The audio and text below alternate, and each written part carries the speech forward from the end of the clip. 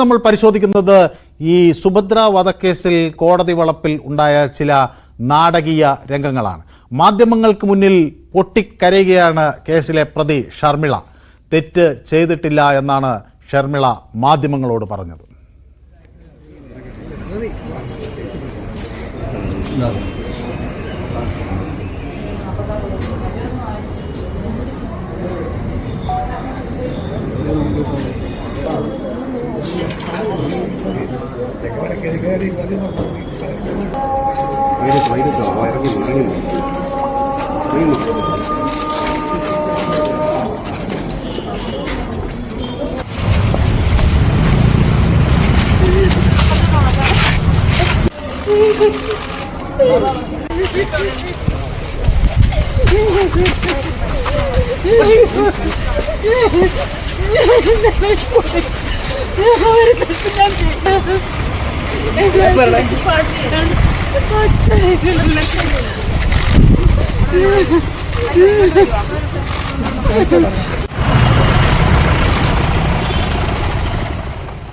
അതേസമയം കേസിലെ പ്രതികളെ 8 ദിവസത്തേക്ക് കസ്റ്റഡിയിൽ വിട്ടു. പ്രതികളെ തെളിവെടുപ്പിനായി കൊലപാതകം നടന്ന വീട്ടിൽ എത്തിച്ചു.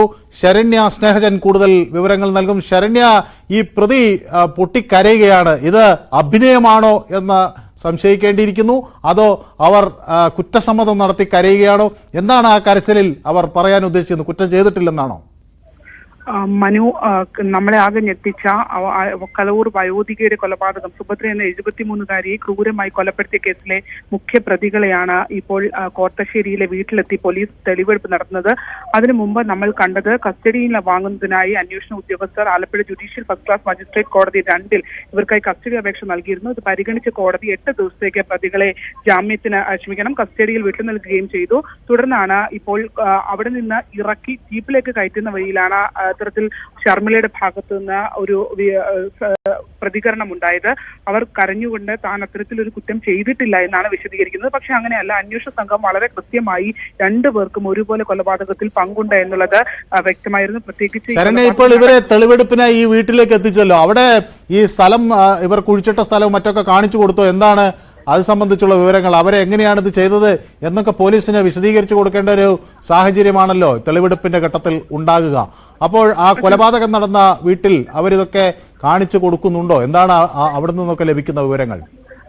തീർച്ചയായിട്ടും ഇവിടെ ഫോറൻസിക് വിഭാഗവും മണ്ണഞ്ചേരി പോലീസും ആലപ്പുഴ ഡിവൈഎസ്പിയുടെ നേതൃത്വത്തിലുള്ള സംഘമാണ് ഇപ്പോൾ എത്തിയത്. ആദ്യം തന്നെ മാത്യുവിനെ ഈ കുഴിയെടുത്ത്, അതായത് കോർത്തശ്ശേരിയിലെ വീടിന്റെ തെക്ക് ഭാഗത്തായാണ് കുഴിയെടുത്ത് സുഭദ്രയുടെ മൃതദേഹം മൂടിയിരുന്നത്. അവിടെ എത്തി ഇത് എങ്ങനെ കുഴിച്ചു മൂടി എന്നടക്കമുള്ള കാര്യങ്ങൾ മണ്ണഞ്ചേരി CI രാജേഷ് അടക്കമുള്ള അന്വേഷണ ഉദ്യോഗസ്ഥരോട് ഇയാൾ വിശദീകരിച്ചു. അതിനുശേഷം ഇപ്പോൾ ഈ വീടിനകത്ത്, അതായത് കൊലപാതകം നടന്നുവെന്ന് അന്വേഷണ സംഘം കണ്ടെത്തിയ വീടിനകത്താണ് തെളിവെടുപ്പ് നടക്കുന്നത്. വീടിനകത്ത്, അതായത് കട്ടിൽ കിടന്നിരുന്ന സുഭദ്രയെ ചവിട്ടി താഴിട്ട ശേഷം 2 പേരും ചവിട്ടി പിടിച്ചുകൊണ്ട് കഴുത്ത് ഞെരിച്ച് ഇരുവശങ്ങളുമായി നിന്ന് ഷാൾ മുറുക്കി കൊലപ്പെടുത്തി എന്നുള്ളതാണ് ഇവർ പോലീസിന് നൽകിയിട്ടുള്ള മൊഴി. അത്തരത്തിലുള്ള സംഭവങ്ങളടക്കം പ്രതികളകത്ത്, വീടിനകത്ത് പോലീസിനോട് വിശദീകരിച്ചുകൊണ്ടിരിക്കുകയാണ്. തെളിവെടുപ്പാണ് നടക്കുന്നത്. പല ഘട്ടങ്ങളിലായി തെളിവെടുപ്പ് പൂർത്തീകരിക്കേണ്ടതായുണ്ട്. പ്രധാനമായും കൊലപാതകം നടന്ന സ്ഥലത്താണ് ഇപ്പോൾ പ്രതികളുമായി അന്വേഷണ സംഘം ഉള്ളത്. അതിനുശേഷം ഉടുപ്പി അടക്കമുള്ള ഇടങ്ങളിലേക്ക് അവരെ കൊണ്ടുപോകേണ്ടതായുണ്ട്. കാരണം ഈ സുഭദ്രയിൽ നിന്ന് കൈക്കലാക്കിയ സ്വർണം ഇവർ വിറ്റത് ഉടുപ്പിയിലും ആലപ്പുഴയിലെ ജ്വല്ലറിയിലും അടക്കം ഇവർ വിറ്റിരുന്നു.